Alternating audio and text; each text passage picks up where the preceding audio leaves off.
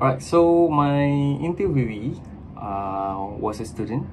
Her name is Yuni Satika, 23 years old, and I believe that I chose the right person to be my interviewee because I am absolutely believe that he is used to the Indonesian English. Indonesia is indeed one of the most populous countries in the world. As of my last update in January 2022, Indonesia ranked as the fourth most populous country globally. With an estimated population of over 270 million people, the country's large population is spread across thousands of islands, with Java being the most densely populated island.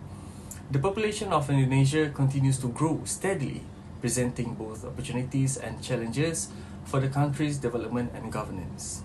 Moreover, English proficiency is increasingly essential in the workforce, as it enables Indonesians to access job opportunities in multinational corporations, international organizations, and emerging industries.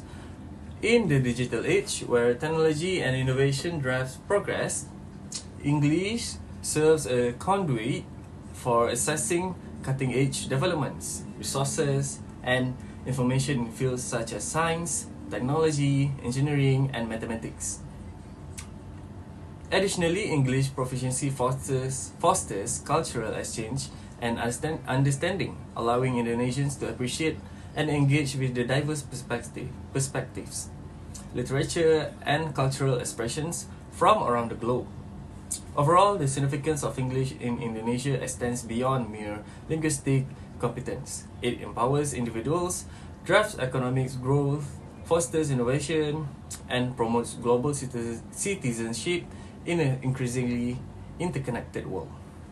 Indonesia, with its vast archipelago comprising over 17,000 islands, exhibits significant regional variations in culture, language, and customs. Java, which is the most populous island, influences the country's culture through its dominant Javanese traditions and language. Sumatra boasts diverse ethnic groups like the Batak and Minangkabau, each with their distinct languages and culinary practices. Bali stands out for its unique Hindu culture and artistic traditions. Sulawesi is categorized by its unique, diverse, and indigenous groups, while Papua showcases rich biodiversity and indigenous tribes with unique languages and customs. Kalimantan on Borneo is home to diverse Dayak communities. These regional variations contribute to Indonesia's cultural richness and complexity, offering a tapestry of traditions and experiences across the archipelago.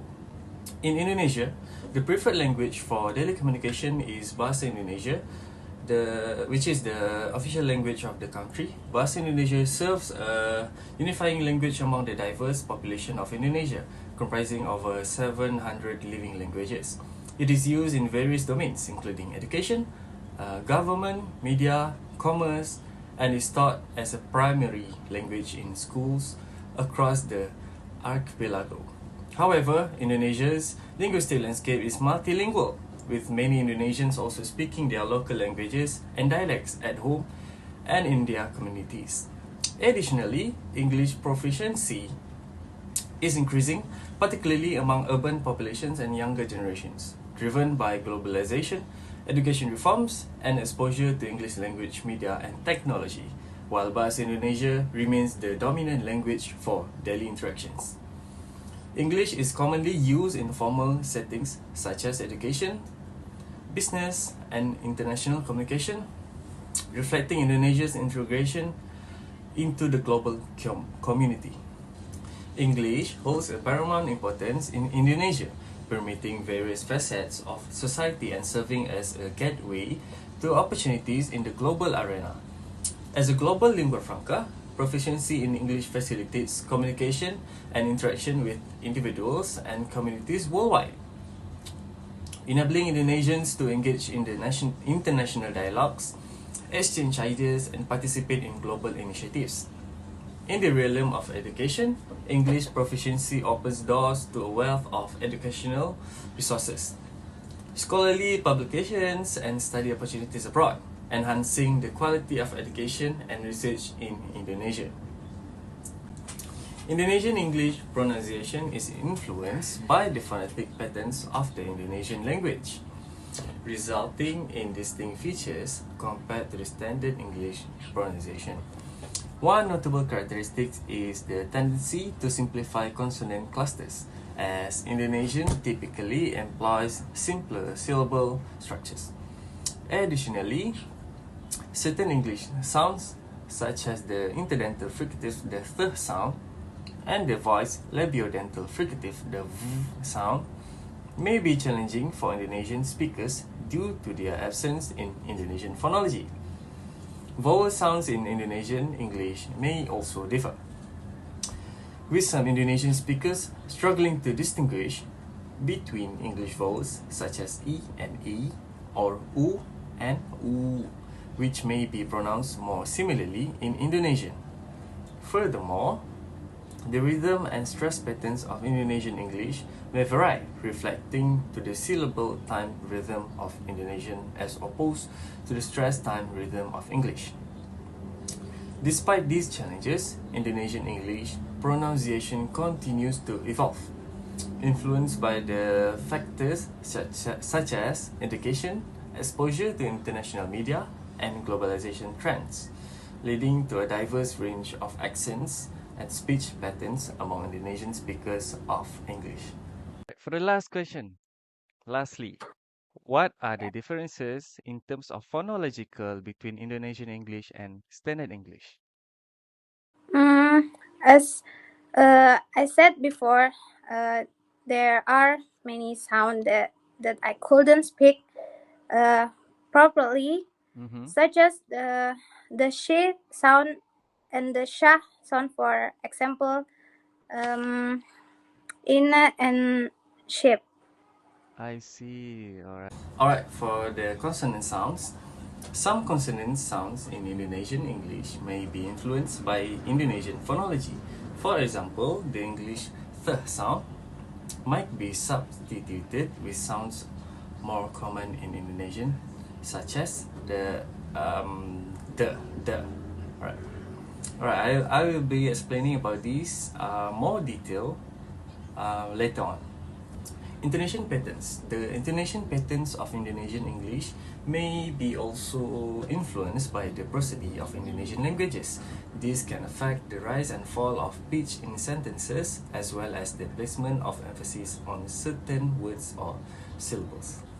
Alright, the word stress. The patterns of word stress in Indonesian English may differ from those in Standard English. Indonesian languages often have a more regular stress pattern, with stress typically falling on the penultimate second to last syllable. Indonesian English speakers might apply this pattern to English words, leading to different stress placements than in Standard English. For the third question, what are some common challenges when it comes to speaking Indonesian English? Sure, there is some common challenge Challenges. when it's common to speaking Indonesian English. Uh-huh. I couldn't speak like gold, this and opportunity perfectly. All right. Well, the question is, are Indonesian people or Indonesian citizens prefer to talk in Indonesian language rather than talking in English in their daily lives? Well, this statement is absolutely true. In general, Indonesian people prefer to speak in Indonesian language, which is the bahasa Indonesia, in their daily lives, especially in informal and everyday settings. Bahasa Indonesia serves as the national language and is widely spoken and understood across the country, making it the primary mode of communication for most Indonesians. However, English proficiency has been increasing in Indonesia, particularly among younger generations and urban populations.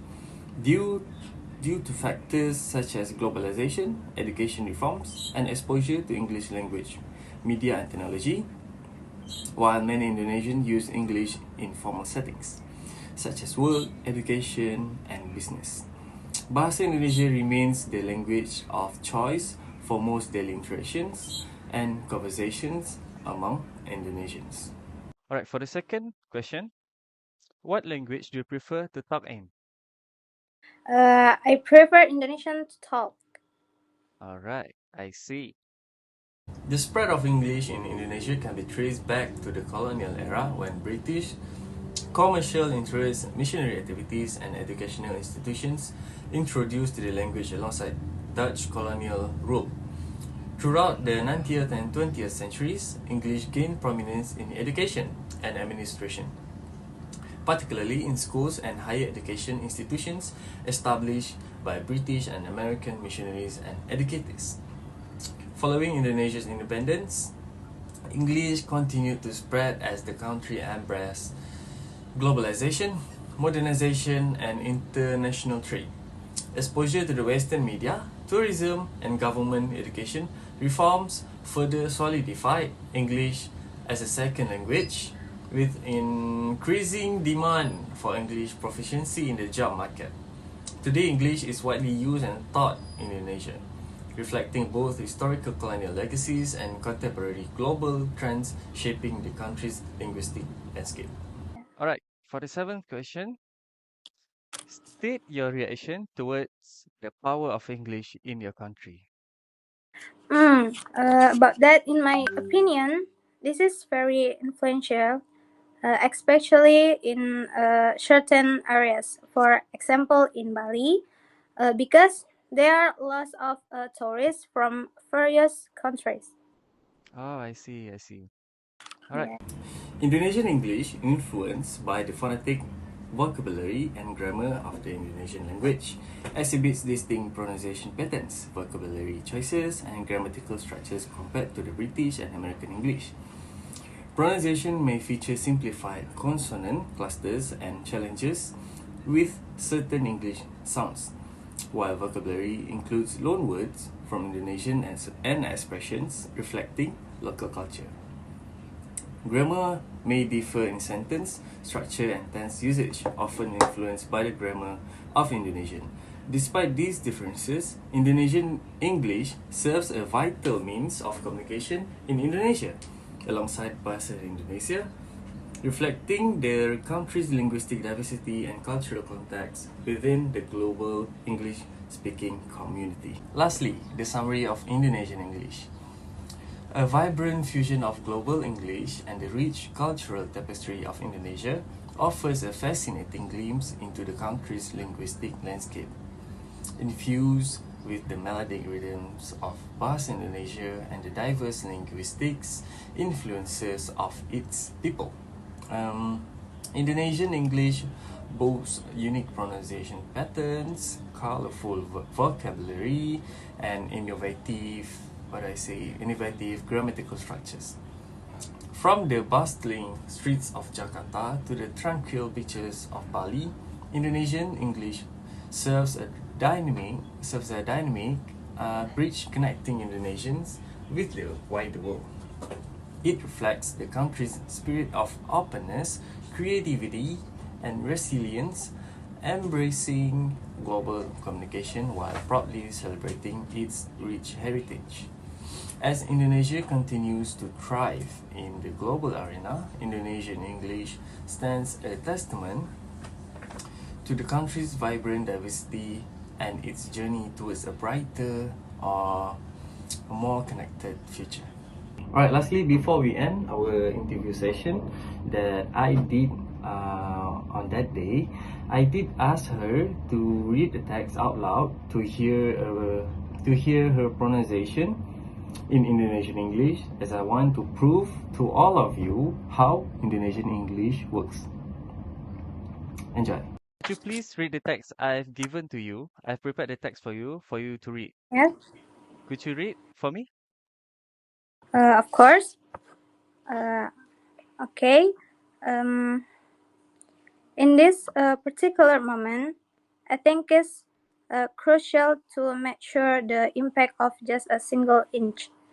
The Mm-hmm. ship's captain must consider this as they navigate through the turbulent water. Assalamualaikum and hi everyone. My name is Wanur Shazrin Iwana binti Wan Rosli with IDI 2208125. I am from DEC 5E and I am going to present about phonological features of Chinese English. So, I'm going to explain and introduce a little bit my subject for interview. Her name is Corwini. She's 19 years old and she's a student. Is Chinese outer or expanding circle? Chinese is an expanding circle. Why I chose someone from China to be my subject? It is because China is cultural significance of pronunciation. It's explore how pronunciation is culturally valued in China. Accurate pronunciation is often seen as a sign of respect, emphasizing the cultural importance of phonology in interpersonal communication. Besides, it is also regional variations. China's vast size leads to linguistic diversity. Different regions may have distinct phonological features, accent, or variations in tonal pronunciation, providing an intriguing exploration of language within the country. And lastly, China is a country which has a phonetic challenges for learners. It is discussing the phonological challenges faced by non-native speakers when learning Mandarin can shed light on the unique linguistic hurdles associated with mastering a tonal language. And for the seventh question, can you state your reaction toward the power of English in your country, China? I think so far okay because everyone start to learn English so that they can use it when they go to foreign countries or even in China. We use English when we got international business or international communication. Okay. The next one is the history of China English. Based on the video interview, she stated that everyone are learning English in her country, China. If they go to foreign country or even in China, they use English if they go to international business or international communications, since they use English as their second language. This is related to China English history. In early context, 16th to 18th centuries, English began to be present in China through traders and missionaries during this period. However, its influence was limited. Imperialism and colonial era 19th century with the Opium Wars and the establishment of treaty ports, English gained prominence. It became a language associated with diplomacy, trade, and colonial administration. Besides, the educational reforms early 20th century made English education expanded. Missionary schools and later government initiatives played a role in promoting English as a foreign language. Next, post-1977 reforms, the English language became a key tool for international communication, business, and academic pursuits. Lastly, English in modern China today has become a compulsory subject in schools and many Chinese citizens strive to attain proficiency. It's used extensively in business, science, and technology, reflecting China's role in the global arena. Moreover, Chinese also face a problem at pronouncing Chinese English. Why? Because they face a problem with vowels. In comparing the phonological systems of Chinese and English differ greatly in number of vowels, while English has 15 vowels, while Chinese has only 5 vowels. Chinese learners need to learn how to pronounce many new vowels when they start to learn English. Even when a vowel exists in both Chinese and English, the sounds, manners of articulation, and place of articulation is different from that in English. In Chinese, there are no minimal pairs of the long vowel and short vowel, whereas in English, the long and short form minimal pairs. This means that the length difference of articulating the two vowels changes the meaning of words in which the sound appears. Most Chinese learners do not distinguish the long from the short when they speak English. When Chinese learners pronounce the words cards and cat, which are minimal pairs, there is often only a difference in the duration of articulation. whereas English speakers change the tongue's position to generate the two vowels. Furthermore, they also face a problem at phonotactic. Phonotactic problems: not only do Chinese and English differ in phonemes, but the two languages are also different in terms of the combination of phonemes. In Chinese, each syllable commonly starts with a consonant and ends with a vowel, whereas in English a syllable can start with a consonant cluster and can end with either a vowel or a consonant. Due to this phonotactic distinction between the two languages, Chinese learners face difficulties when producing words ending with consonants. Chinese learners tend to add a vowel after a stop consonant, such as after P, B, T, D, K, and G, as these consonants only appear in the initial spot in a Chinese syllable. For instance, Chinese students tend to pronounce hot as hot, good as good, and map as map. This might be because there, and as a result, using a syllable time rhythm to produce English can make speakers sound strange to English speakers. Okay, for the next question, does your mother tongue affect the English pronunciation since you are Chinese, and when you're talking English, does it affect the pronunciation?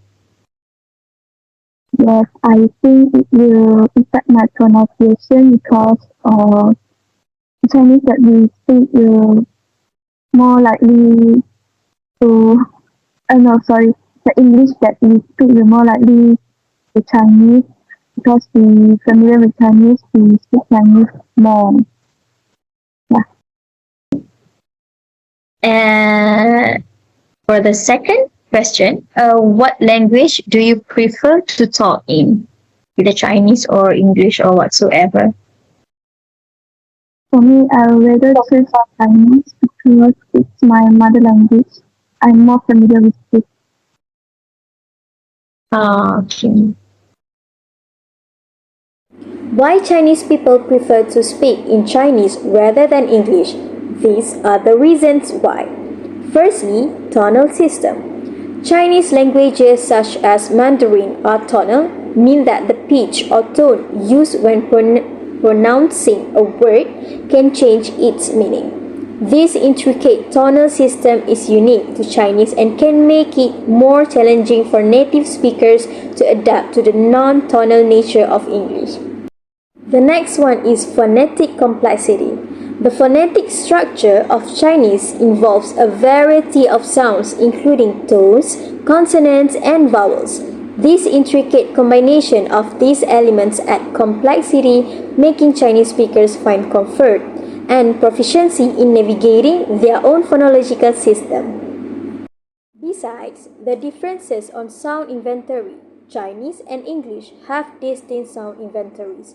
For instance, certain sounds common in English may be absent in Chinese and vice versa.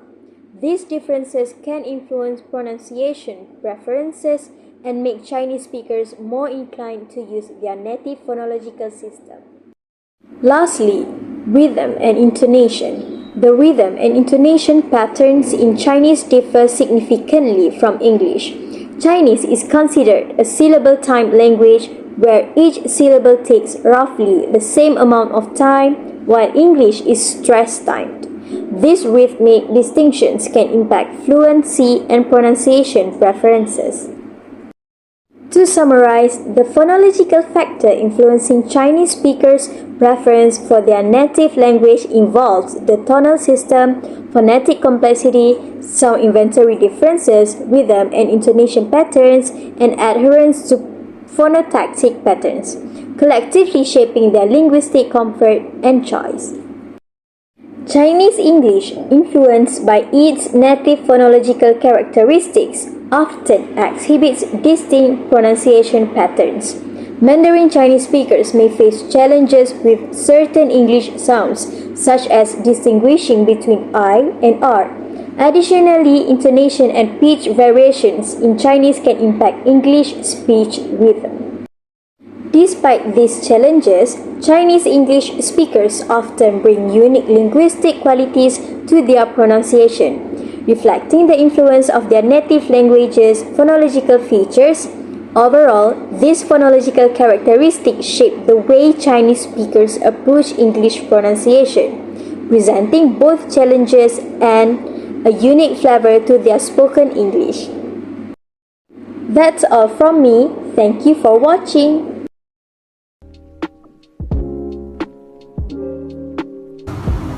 Assalamualaikum and hello everyone.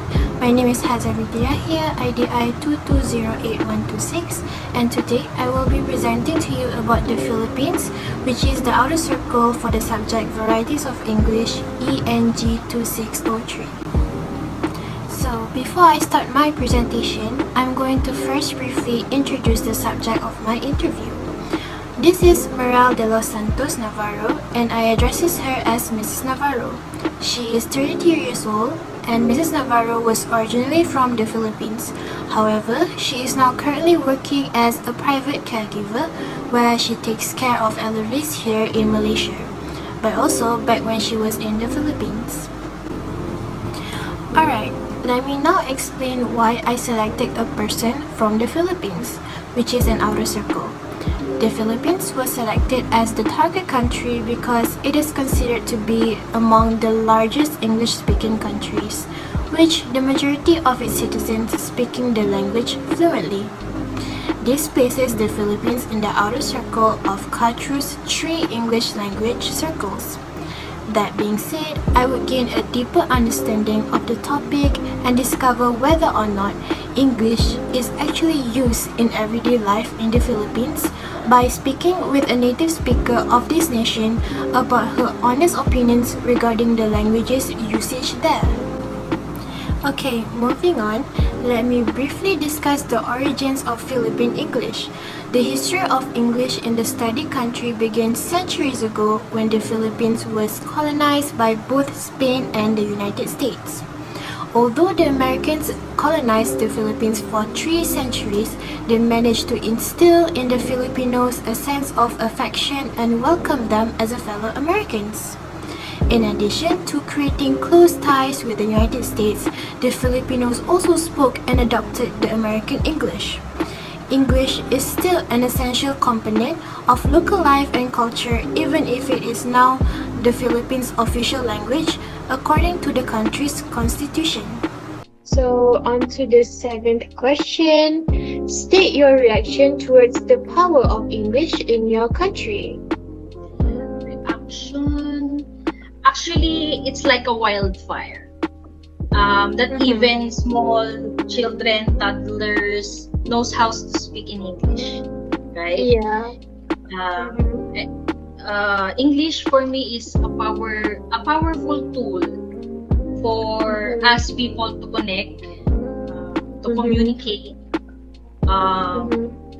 for our religion, culture, and even businesses, right? All over the world, worldwide.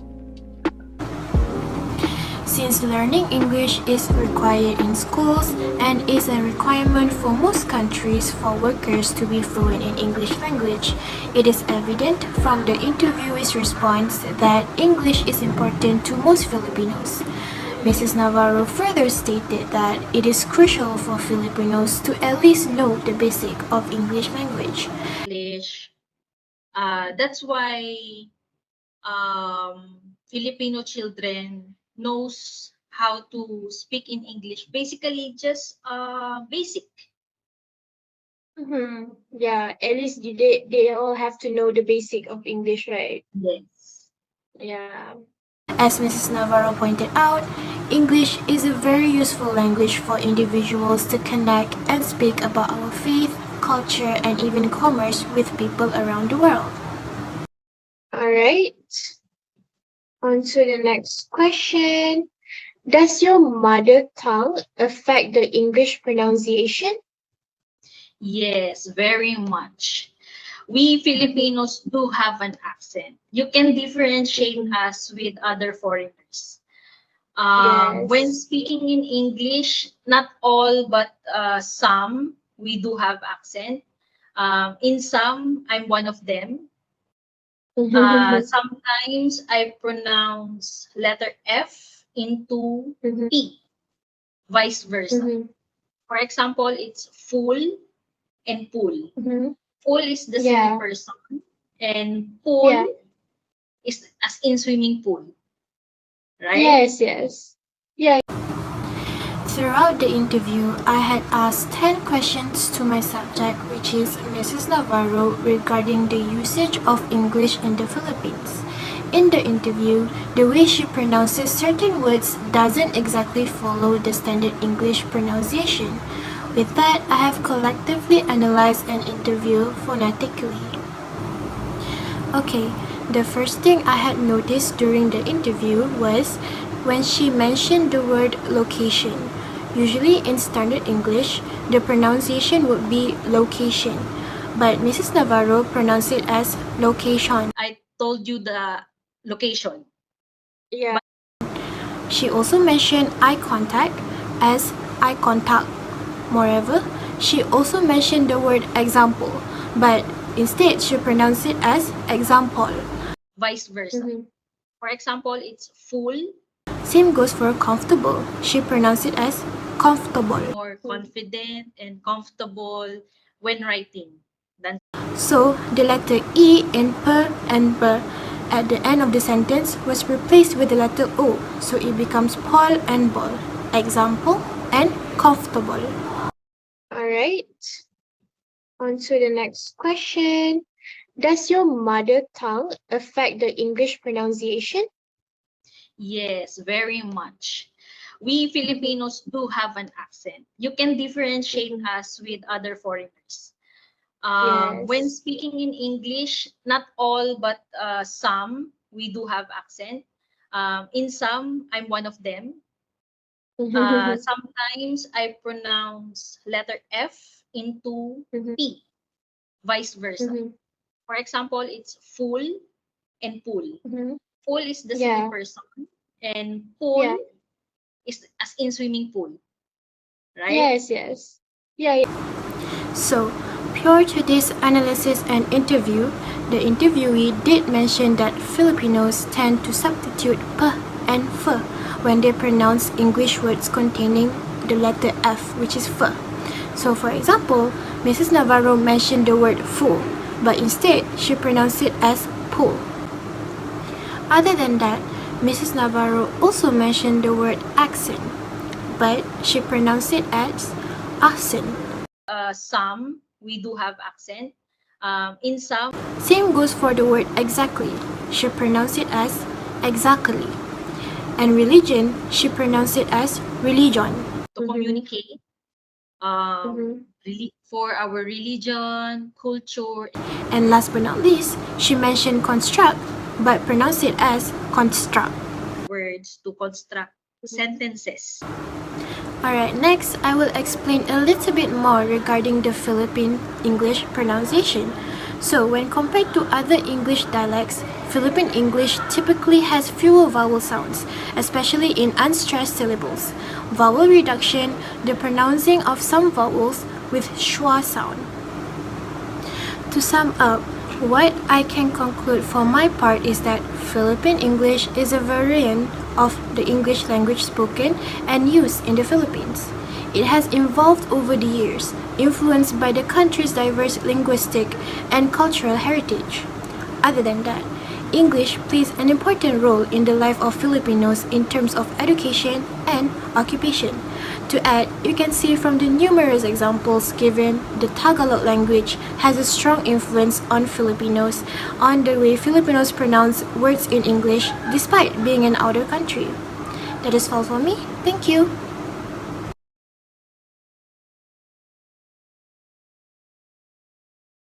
Assalamualaikum and hi everyone. Greetings, my name is Anis Aindania binti Faizal, IDI 2208016 from DEC 5E. So, today's presentation is about Pakistani phonological features. To start, my subject of the interview is Muhammad Inam bin Khan. His age is 26 years old. He was lived in Pakistan for his whole life. Now, he's currently working at Malaysia. First of all, why did I choose Pakistan?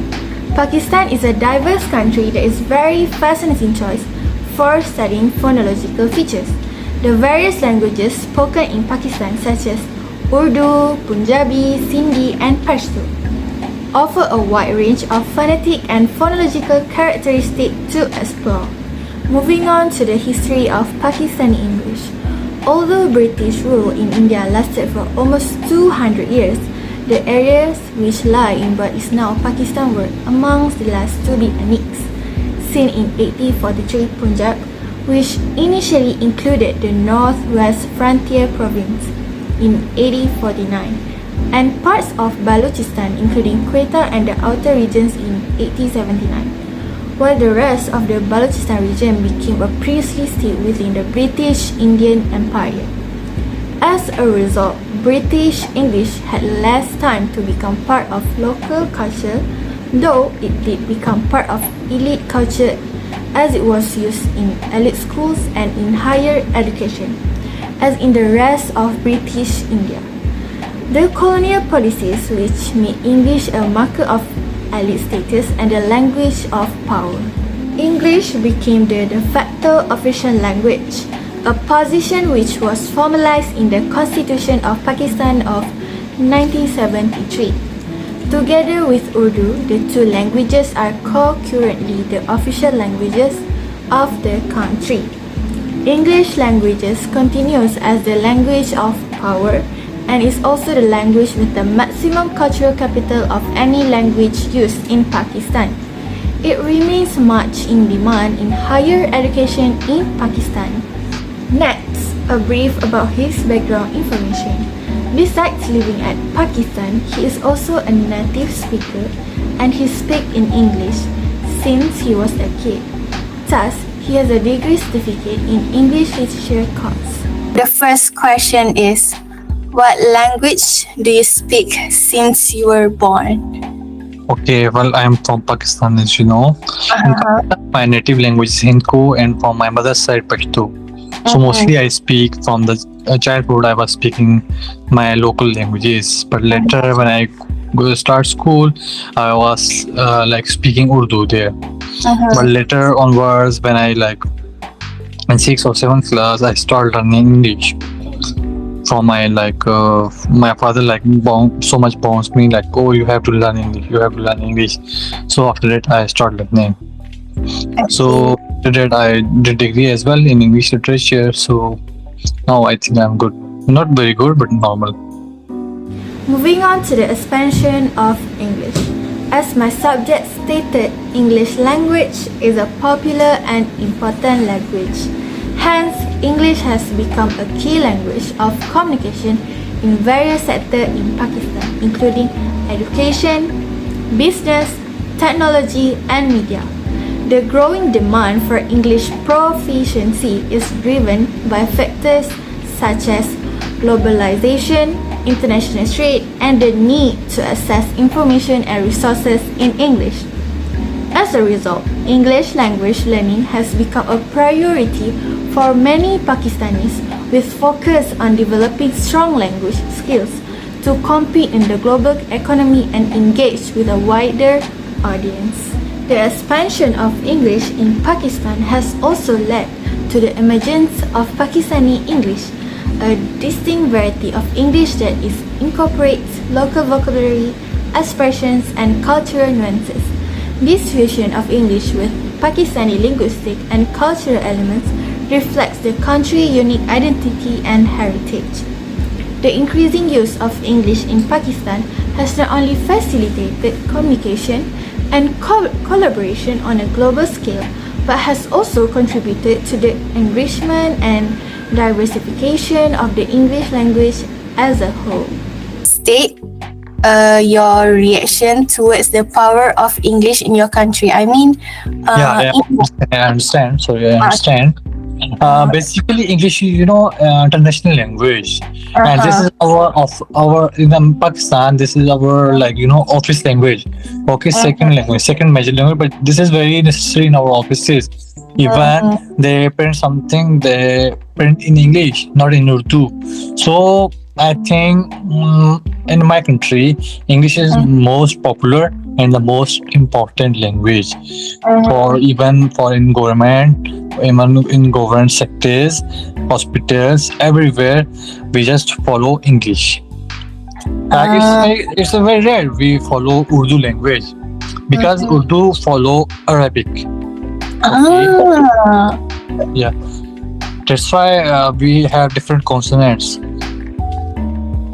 because Yes. English alphabets are different, Arabic alphabets are different. We follow Alif, B, T, T, Se, Jim, as you know, in Urdu. But English, if you go for alphabets, A, B, C, D, E. Move to the next point, which is how's the pronunciation of Pakistani English. Pakistani English have their own consonant, vowels, and diphthongs. For instance, rural, rural, Wednesday, Wednesday, with the D sound often softened.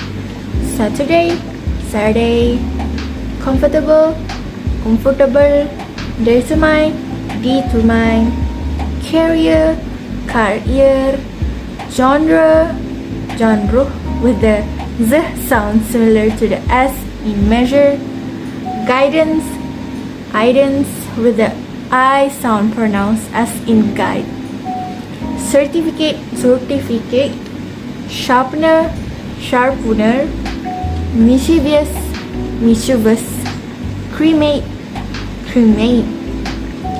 And I found it very interesting since I can learn how to pronounce in Pakistani English.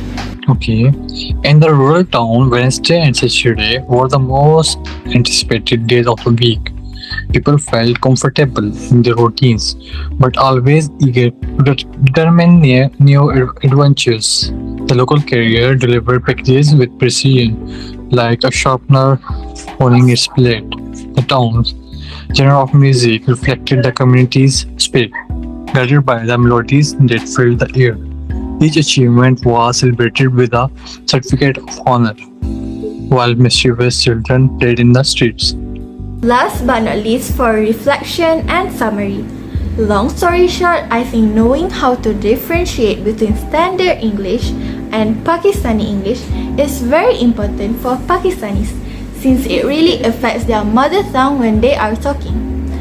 Thus, due to the expansion of English in his country, luckily he got to learn and speak English and gain more knowledge about the word that might be hard to pronounce. And that is one of the hardest challenges since he is very fluent in the Pakistani language. To sum up, learning English can connect him with people from different worlds, allow him to access a wider range of information, and inspire him to reach his goal. I think that is all from me. Thank you for listening and bye! Hello, Assalamualaikum warahmatullahi wabarakatuh. My name is Muhammad Akrobin bin Ibrahim, IDI 2208041. So I will be presenting for my final assignment, variety of English language. So my chosen country is India. So I have conducted an interview a few weeks ago with my interviewee, which is his name is Danesh, 20 years old, and he working as a cashier until now. So we move on to the first slide. What is the history of Indian English? So basically, the English language was introduced to the India in 1579 when one English businessman, Thomas Stephens, came to the country as a trader. As the Mughal emperor's power waned, Britain, through the East India Company, took over the administration of India from 1765 until 1947. Even after the British rule was over in the middle of the 20th century, English still remained used in India. So, after all, together with Hindi, English is used as the official language of the Indian government. So, three reasons why I decided to choose him or to choose India for this assignment, because of the first thing is India is a non-speaking English environment, which is India is a country where English is not the official or dominant language they use for communication. As we know, India defined as a outer circle, which means they use English as a second language, or they have a significance, historical importance only. The second one is from the term mother tongue impact. Mother tongue impact refers to the influence that a person's first language, which means what language they started to speak. And the last one is limited vocabulary. Limited vocabulary refers to have a restricted range of words and expressions in one language.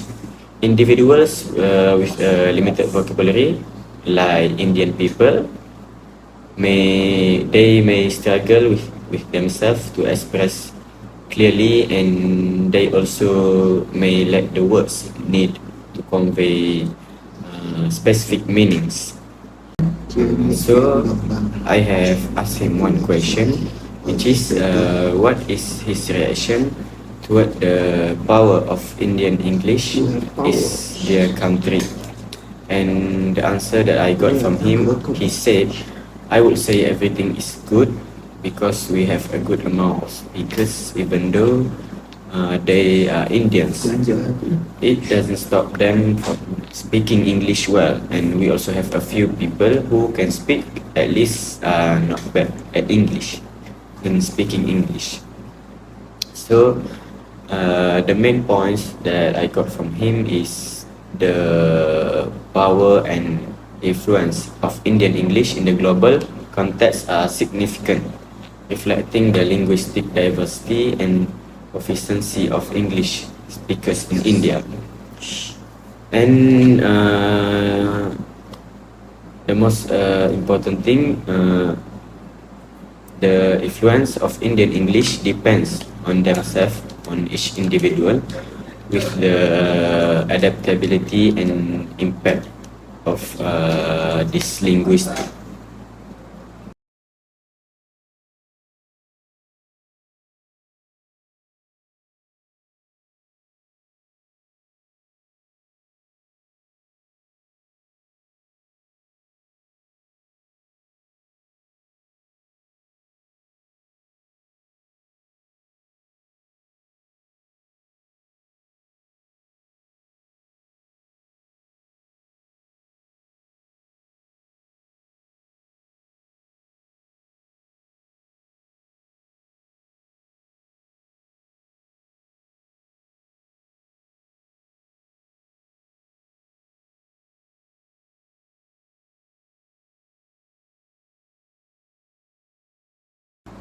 For the Indian English pronunciation, we have four aspects. The first one is vowel sounds, intonation, consonant, and the last one is stress pattern. So Indian English pronunciations show diverse features influenced by regional accents, native language influences, and variations in educational backgrounds, leading to a high textile of linguistic expression. So we moving to the first aspect, the vowel sounds. Vowel sounds in Indian English are often variable. For example, the short E sound can occasionally be heard closer to A. Like in the case of words, for example, like pen. In standard English, we say pen, but in Indian English, we used to say pan.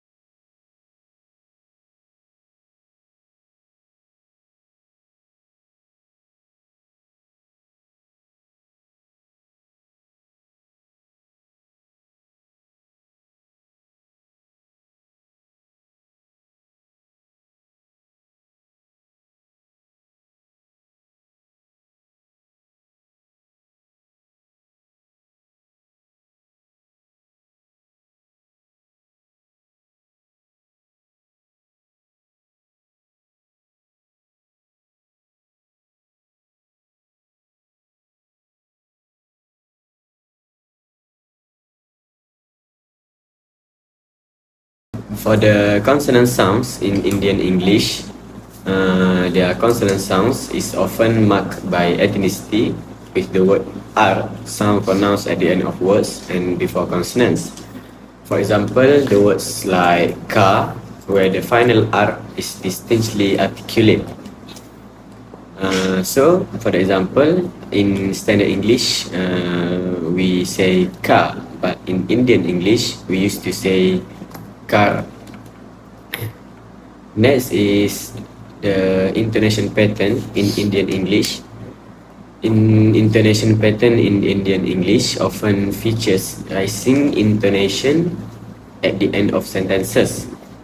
For example, when we want to ask a person like she is coming tomorrow, but the words tomorrow we should say with a rising pitch for words tomorrow.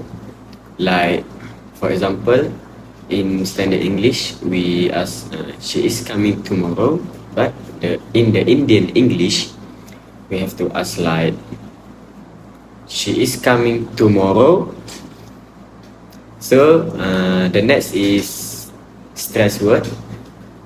For the placement of stress patterns influenced by regional of languages, a lot of regional of languages, such as Hindi. For example, the word entertainment might be stressed on the second syllable, like entertainment. So the summary that I got from this interview or from this assignment is the linguistic diversity and dynamic nature of Indian English can be related to the subcontinent's complex cultural and linguistic traditions. It also does not have a single standard form and can be spoken in a variety of dialects and pronunciation. So the first thing that I got is Indian English includes a range of accents influenced by regional languages and dialects. Their pronunciation may be influenced by the choice between British and American English in a formal education. And Indian English pronunciation also is dynamic, subject to change and influenced by various factors over time.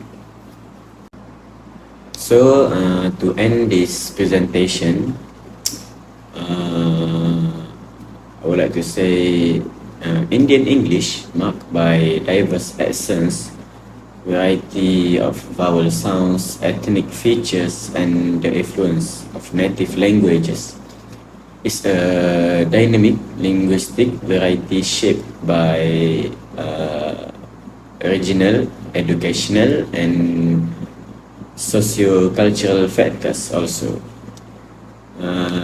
It reflecting the diverse style of India linguistic landscape and evolving in response to global media and urban language dynamics, especially in this work context. That's all for this presentation video. Thank you so much.